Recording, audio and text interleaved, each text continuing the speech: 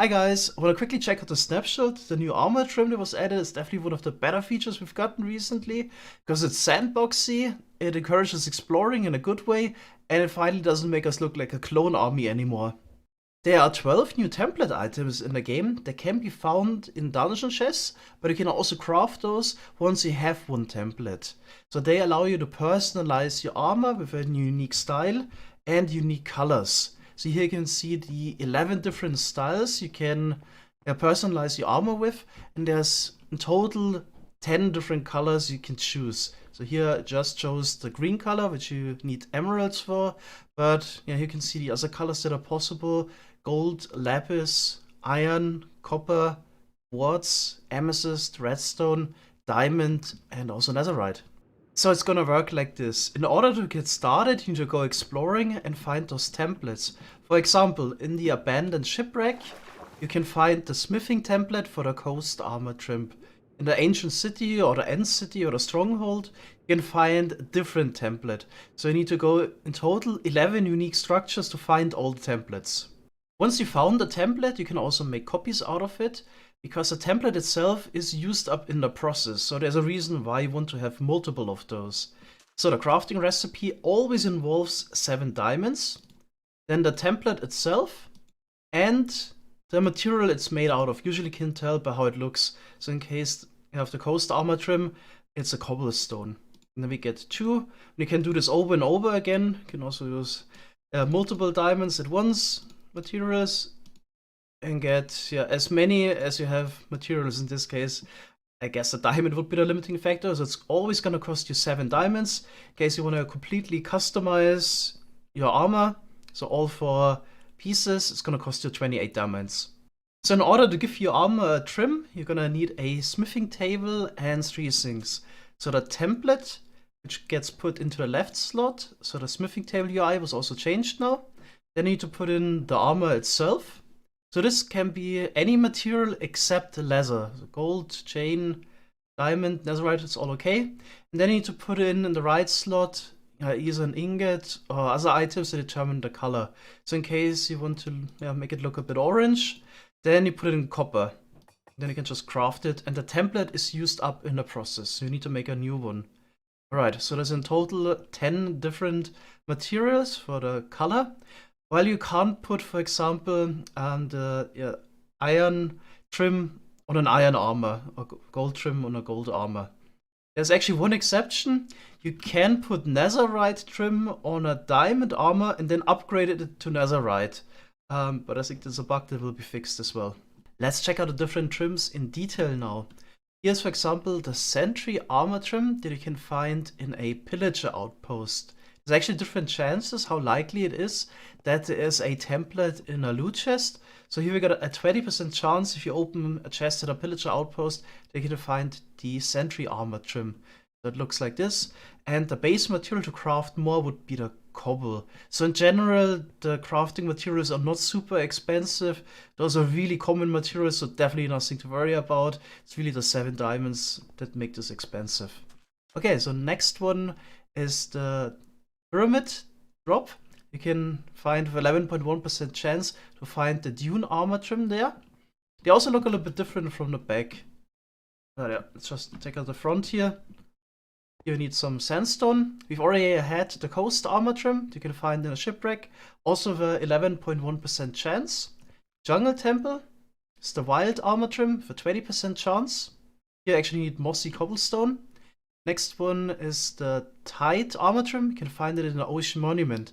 In the ocean monument there are actually no chests, so you can get the template from the Elder Guardian. I haven't really found any info in the loot tables, but I just tested it. It's probably a 20% chance that an Elder Guardian drops this template. So yeah, you probably have to, unless you're lucky, go to 2 ocean monuments on average to get this. It will definitely be harder to get some templates than others, because it definitely depends on the structure you need to raid. It's usually harder to raid a bastion, for example, than a shipwreck. And of course, there's also a different chance. For example, in the ancient city, you only have a 4.8% chance each chest to find the ward armor trim. But of course, in the ancient city, there's usually dozens of loot chests, so it's not really an unreasonable grind to get all of those. Right now, there's also nothing in terms of advancements to find all of those, but it'd definitely be interesting to get an advancement if you, for example, have the complete set of all the templates at some point. Okay, so for the ancient city template, you actually need some of the cobbled deep slate to craft more. Next is the woodland mansion template called Vex Armor Trim. It's also a 4.8% chance, and it's actually super nice because it finally gives us a reason to go explore a woodland mansion anymore, since the allays are not unique anymore, or they are renewable now. So it's enough to find usually one, and usually it's easier to actually get them from the pillager outpost now. Okay, next one is the Rib Armor Trim. You can find it in the Nether Fortress, 4.8% chance. You also need some Netherrack to craft more. Bastion is the next one. And it's actually quite interesting because here you can actually find two templates. The Snout Armor Trim, 4.8% chance. And you can also find this smithing template, which is the Netherite upgrade template. So the way you can craft Netherite armor has also changed. It also now requires those templates. So that's why also the smithing table UI changed. But more about it later. Let's check out the last two. In the Stronghold, you can find the Eye Armor Trim for 9.1% chance. This is actually, I would say, the most limited one, because at most you're gonna have 128 strongholds in each world, while there's millions of nether fortresses, ocean monuments, and so on in a 60 by 60 million block world. Okay, this is definitely the rarest here. Then here we get the Spire Armor Trim. You can find in the End City. Looks like this. Also requires a purple block to craft more. 4.8% chance. Next, let's actually check out what you need to do in order to get your netherite armor now. It's definitely gonna require more effort, and it's gonna, as Mojang intended, increase the time you spend with diamond armor in your world. So previously, once you got diamond, you could basically go to the nether immediately, mine around in the netherrack a little bit, and immediately upgrade your armor to netherite. But now it's a bit more expensive because you need to find at least one of those smithing templates in the Bastion. And those are quite rare. You only have a 3.2% chance to find it in each chest in the Bastion. So that means you might need to go to 2 or 3 to finally find your template. But of course, where there's randomness involved, you can get unlucky, might need to go to 10, or you find it in the first one. But yeah, apart from that, it works quite similar. Just you need this extra template now in case you want to upgrade your diamond armor. So I put it in the first slot here, then you put it in your diamond armor, actually using the one here with the netherite trim. And then, as before, you need to put in one netherite ingot. So that's the netherite chestplate, the netherite trim. Okay, so that also means in order to craft netherite armor now, you also need to spend 28 additional diamonds. So in order to get netherite armor, now you actually need diamonds. You can't buy those from the villagers. What else is new? The glow of enchanted items, so the color is a bit more subtle now. So you can still tell a difference, but it's just a bit more subtle now. There might even be plans with this change to the enchantment glow that certain enchantments might look a bit different in the future. That would be actually really nice if, for example, your Frostwalker boots would look a bit icy, so you can immediately tell them apart from your Depthstrider boots or something like that.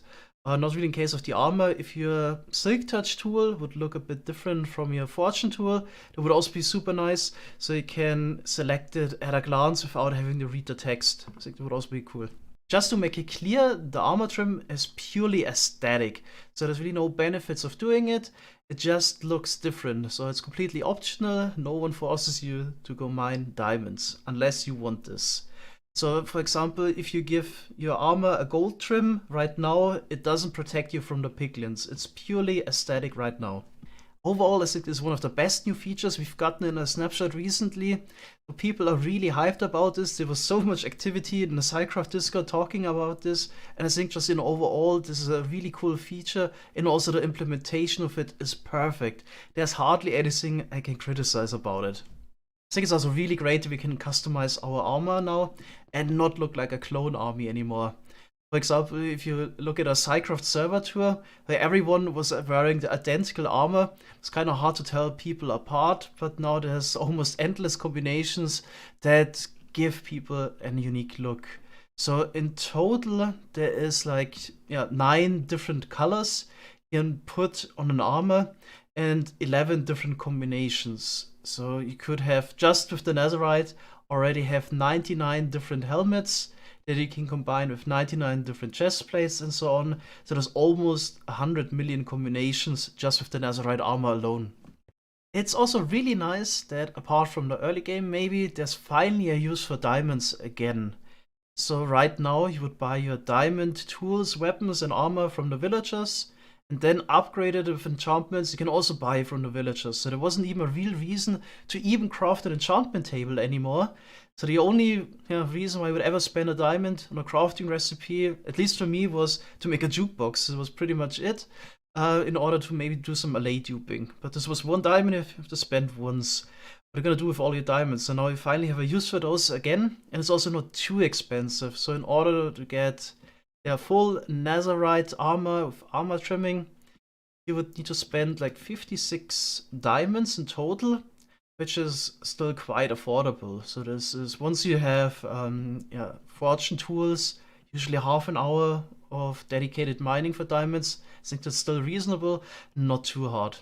It's also really nice that Mojang finally figured out how to add exploration content in a way that isn't an annoyance, especially on multiplayer servers. So in case you lose your armor, doesn't mean you need to go to the next 5 jungle temples, for example, and do the same exploration over and over again just to find more templates. You just can craft more of those, but you still need to go at least to each structure to find a template. So this is so much better than, for example, what we had with Elytra or with the allays in the beginning at first, especially with the allays. They were so rare that you wouldn't want to use them for a project anyway, because like you had to go out exploring for a gigabyte worth of file size to get a decent amount of allays in the first place without them being renewable. But for example, definitely now encourages again to go to the Woodland Mansion to find the template, but it's not like we have to go to Woodland Mansions over and over again just to get replacements, or on a server where everything within 20,000 blocks was raided and we desperately had to find more templates. So this is actually a really nice way to add exploration content, in my opinion. The only downside, I think, is still the stronghold. I would also advocate for strongholds generating all over the world, not just within roughly 30,000 blocks of spawn, because there's only 128 of them, while all the other structures, there's potentially millions out there, just need to go out exploring anymore. But I could imagine on a big server, all of the eye armor trim templates in the stronghold will be raided at some point, and you can't get more. If you're a new player, either you can get them from trading, but if you want to play on your own, you can't get those anymore because there's only 128 strongholds. So this is definitely a problem in my opinion. In my opinion, this armor customization feature is great. I'm really looking forward to it, but I'm also hoping that we get a customization for even more things, like for example tools, weapons, and even horse armor. Like for example, I mentioned earlier, differentiating quickly between a fortune and a silk touch tool in your hotbar would be quite nice. So right now I'm just solving it this way. The fortune pickaxe that I don't need quite as often, it's usually in my ender chest, is still a diamond one, while my silk touch pickaxe that I use way more often is a netherite one. But of course, if you could customize our pickaxes in some way, so we can easily tell them apart in the hotbar, this would be awesome. So maybe also add trims for the tools. Well, we added also, like, for example, a feature that your tools maybe could somehow track how many blocks you mined. Like, if you play Counter-Strike, stat track for tools and weapons, or how many people you killed with a sword or mobs or something like that.